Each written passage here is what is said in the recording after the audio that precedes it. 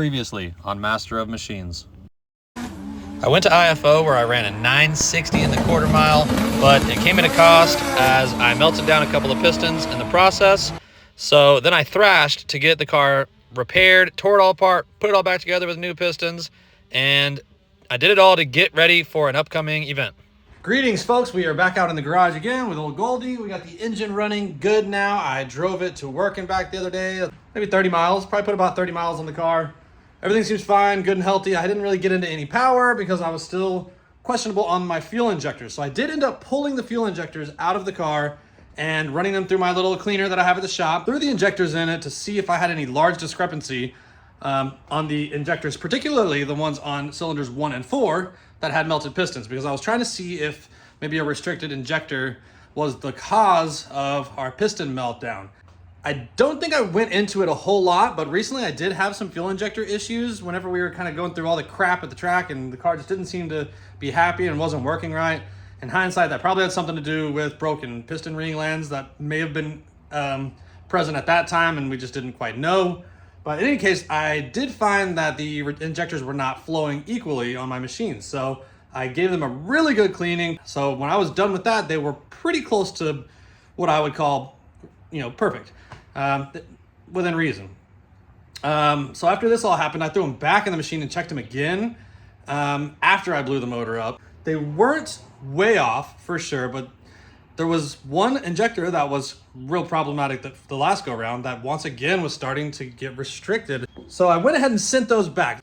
I got those injectors from Hunter Tunes, same ones that I had on Ursula, which were really good. I put them on this car and they were really good until they started acting up. Anyway, I sent them back to him. He was happy to take a look at them, see if there was anything wrong with them. Tried to, he did say he found a bit of a discrepancy on them, so he matched up a set and sent them back to me. But I went ahead and pulled the trigger on something a little bit more serious. We get a pretty decent discount on FIC injectors at the shop. So I went ahead and bought a set of 2200cc injectors from them that I will have tomorrow.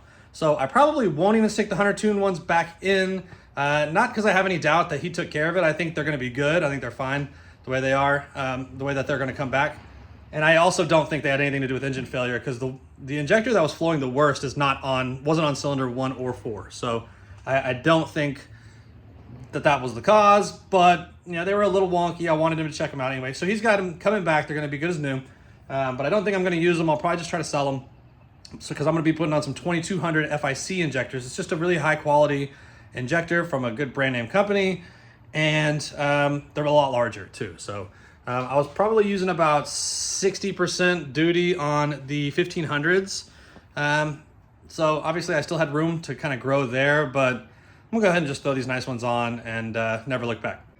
So I got a set of some big old FIC 2200 cc injectors. So right now I'm wiring in the pigtail connectors and I'm gonna install those injectors and get the laptop out and get this thing dialed in for 2200 cc's of fury.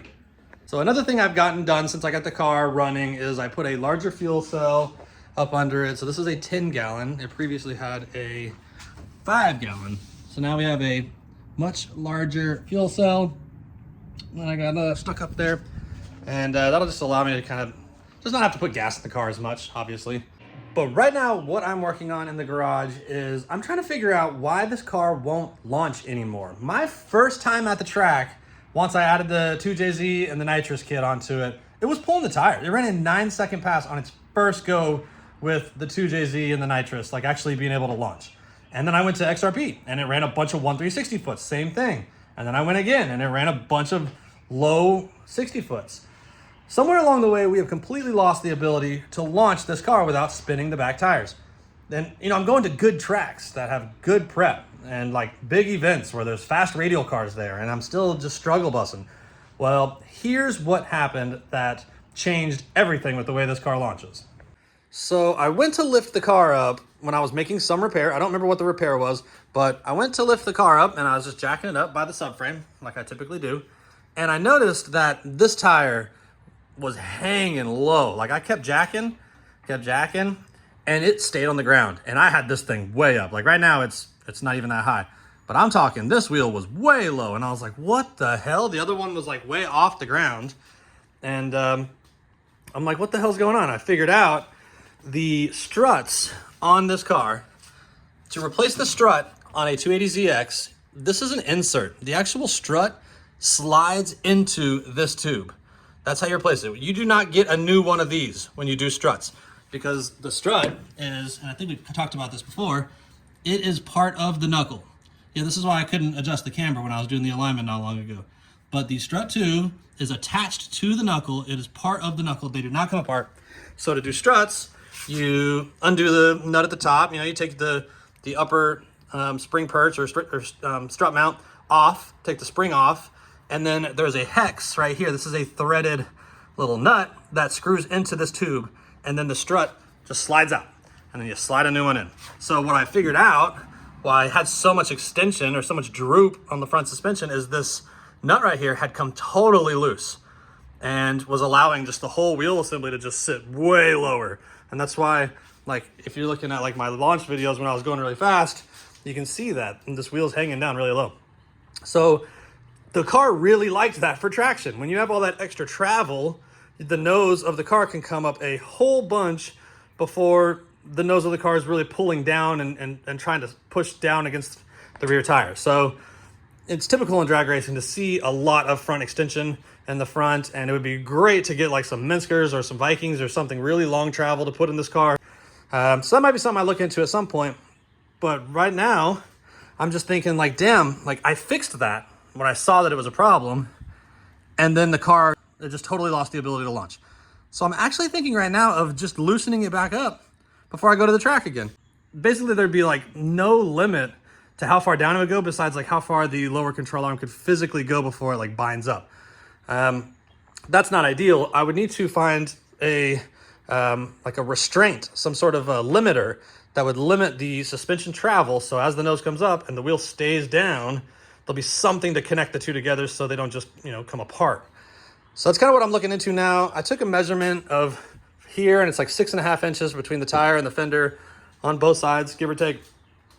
And I'm gonna loosen that nut up and just see what changes. I kind of want to see how far that will go with the nut fully loose before something binds up or becomes a problem. And then I'm gonna check to see if I can find a way to install some sort of limiter that will limit the separation of the two.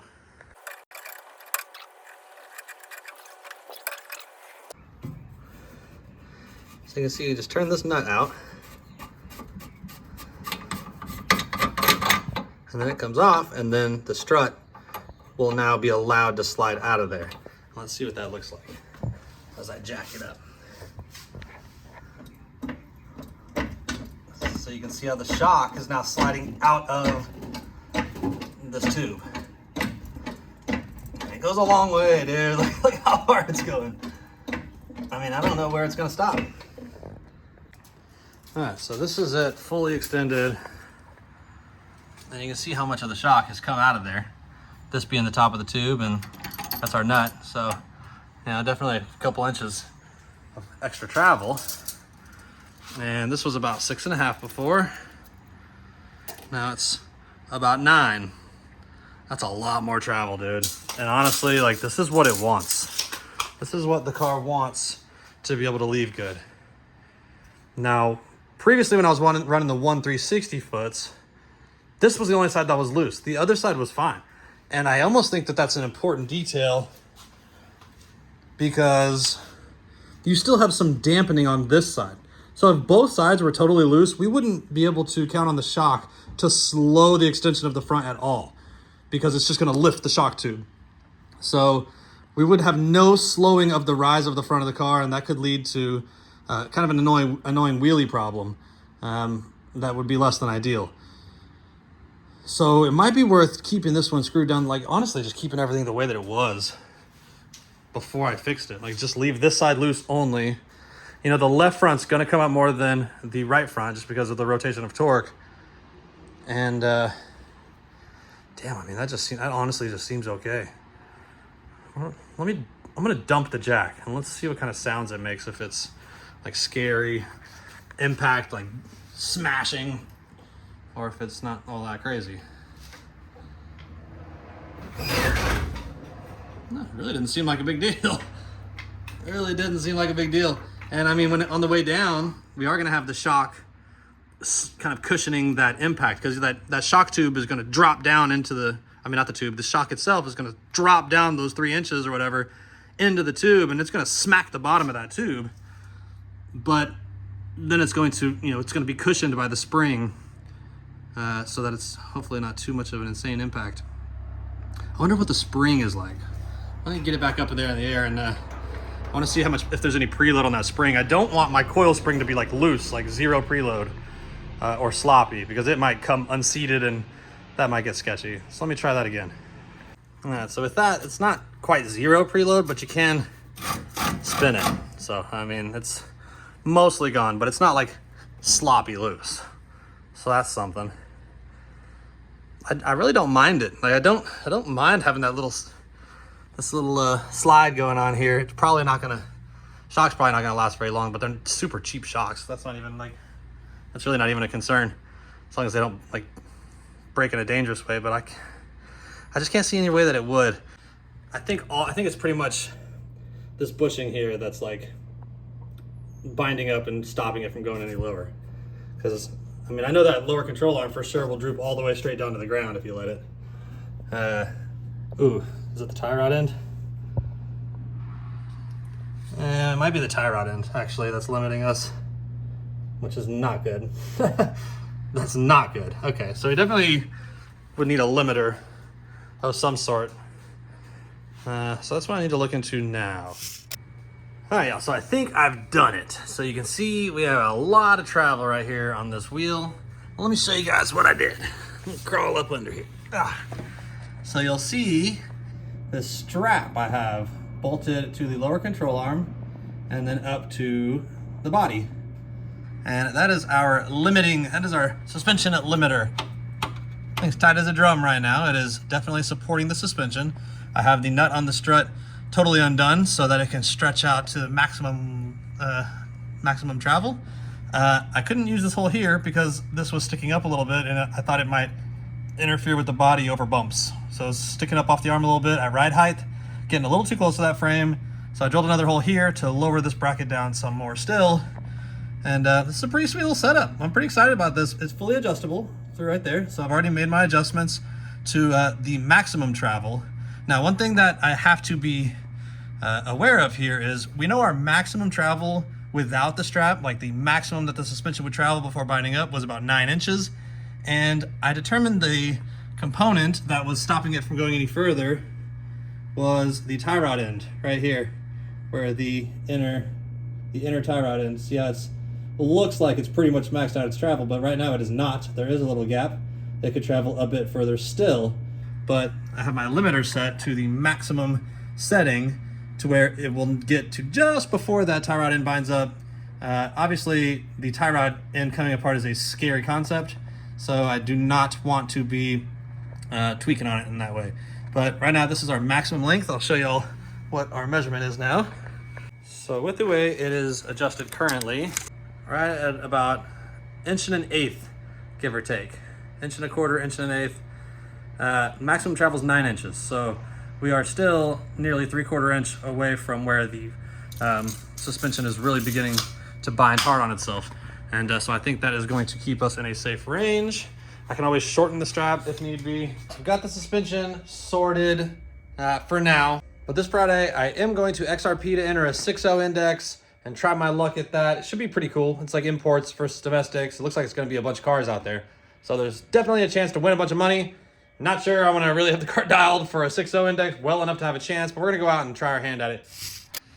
All right, y'all, I got off of work about an hour and a half ago or so, came straight home, started hooning with the Z. Got the FIC fuel injectors put in this thing last night and it would not start, would not run. Came home and screwed with it some more. Got some numbers from FIC's website that's supposed to work with the Mega Squirt, and of course, they do not. They wanted 0.43 for the dead time at 3.2 volts, which is crazy, 0.43. So I tried it and it didn't work. Car wouldn't even start. Sorry, I'm mopping up my trans mess for my trans leaking all week. Just another annoying issue that we're gonna revisit soon. Anyway, switched it to the recommended default for a high Z injector, which is 0.9 instead of 0.43. Car started right up. But I had to basically redo the entire fuel map. We are going into tomorrow quite unprepared, as usual, to be honest. But I got the map pretty close. I went out, I ran the car on 15 PSI, I ran it on 20 PSI, I ran it on 22 PSI, and I was just building the map up as I went. Started rich, worked it back to lean, the way that it should be done. I think it's pretty close, but it is still gonna be on the rich side for sure.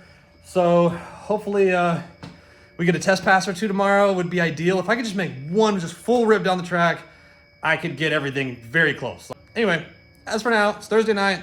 I got the car on the trailer all ready to go. So tomorrow, as soon as I get off work, we're gonna be hightailing it up to XRP to get ready for Grudge Masters, Grudge something. Anyway, our 6-0 event. There's gonna be a pretty big payout here. It's $100 to enter, 12 car minimum. There's definitely more than 12 cars on the list. We'll see if they all show up, and then 500 on top of that. But I'll catch up with you guys tomorrow. All right, y'all, we're out here at XRP, and I'm just about to get the car unloaded off the trailer. Driver's meeting for the 6-0 index classes in about 30 minutes. They have called us up to lanes 5 and 6. I think maybe they're just doing some time trials or testing. Oh, we got demonology out here. Anyway, so let's get the car off the trailer, get tire pressure set, check fuel, and we're gonna line up. All right, boys, here's the lineup. Demonology is gonna be in our class with his Hellcat, Demon, whatever. And a whole bunch of domestics. It's supposed to be a domestic versus import, but so far, me and that Volkswagen at the front are the only imports. We'll see if anyone else shows up. These are race cars, dude. These are probably all 5-second cars. Yeah, Finley Williams Racing Mustang out here.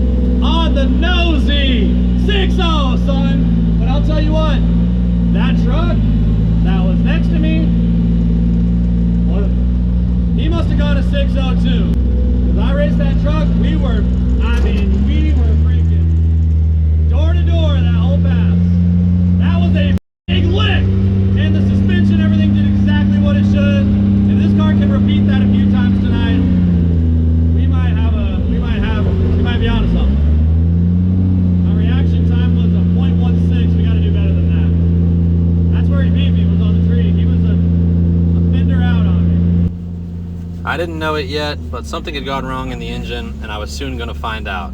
I heard something unusual when I shut the motor off. Let's go, baby. 140 60 foot.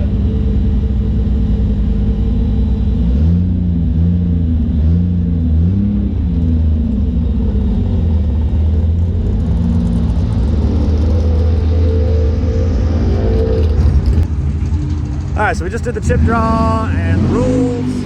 It's all pretty standard stuff. I ended up getting first round chip with lane choice, and I'm racing a bike. And I don't know how I feel about that. I really don't like the idea of racing a bike.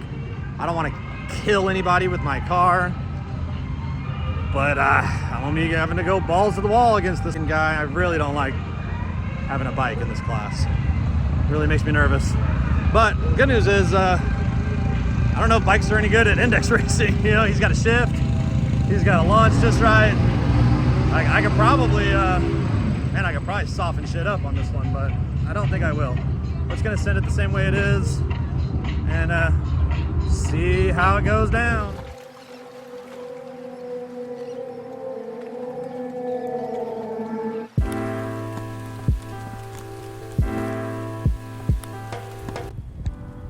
Okay, you guys, so I'm in the truck now and the car's back on the trailer because it started making some noise from the engine, so I did not race the first round. It's a knocking noise. It sounds bottom end related. I ran the 6.0, which felt great. I drove the car back to the trailer. No problems detected whatsoever. Parked it. Ran up to the chip drawing, drew my chips, figured out who I'm racing, paid my money, jumped in the car to pull up, and I started cranking it, and it started, and I heard like a ka-ka. But it started, and I was like, was that the car? So I like rev the engine a little bit, and I like, you know, it's so loud at the track. They always got music blasting. There's cars, loud cars running everywhere. So I'm like, okay, what was that? But then I didn't hear it anymore. So I'm like, okay, well, let's pull up. So I back out, I look where I was parked, make sure there's no fluids on the ground, where I leaked oil or something. I don't know, like if something was broke. Like I was already kind of on edge, so then I started pulling up and I kind of heard like a ka-ka.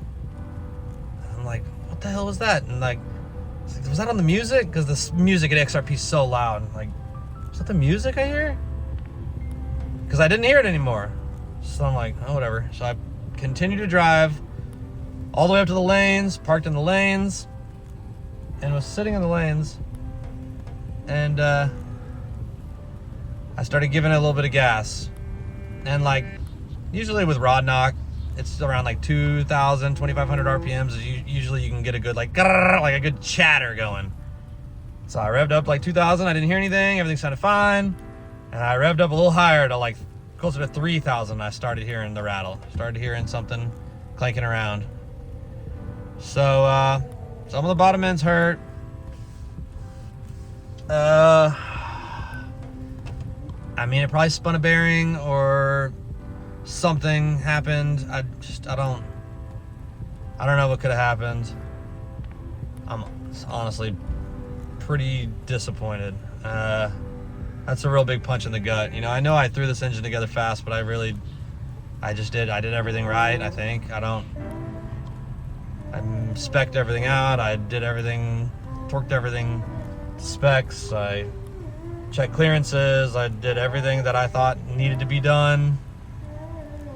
And I'm just exhausted, man. I made a big push to get that engine done. I worked my ass off for several days.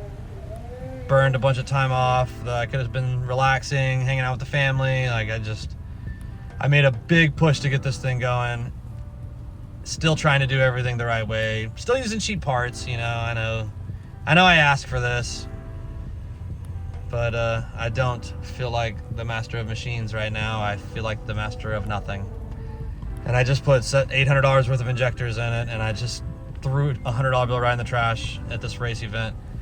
It's just wild. Like, dude, I drove this car to work and back, just like 30 miles, just cruising, did a nice break-in, was easy on it until I felt like everything was set in, you know, and then last night I was hooning all over McKinney, you know, like working on my fuel map, and I never had anything go weird. Like everything stayed good. I never had any detonation or went lean or anything like that. Like I really don't think this was a power issue. I don't think this was a tuning issue. I think something just came loose on the bottom. But I really gotta reflect on this and just kind of think of where I'm gonna go from here. You know, I'm really frustrated. I'm really just battered, beat down.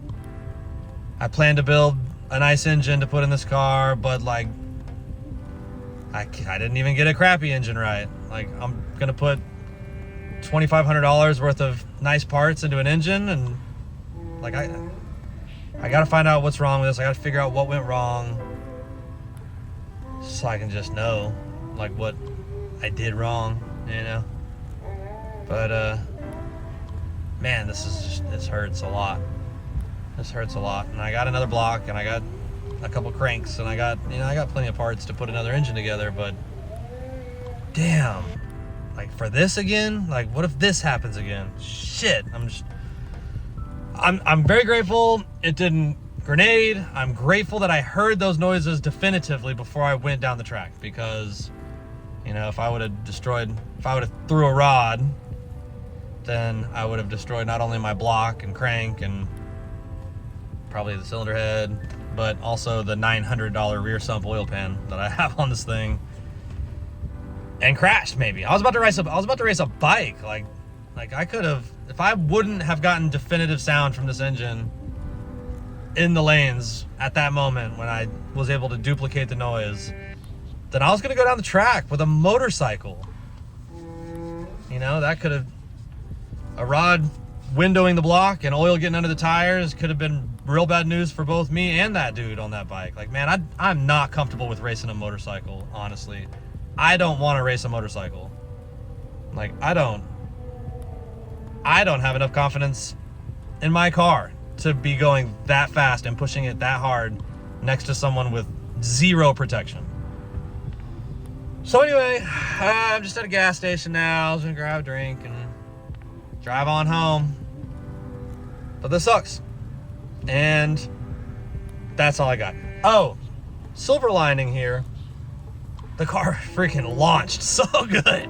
Like, my little janky suspension shit I did on this car was so good, man. So good. I was so excited about that. Honestly, like, this car was gonna be a contender in this event for sure. It was. But man, that's racing.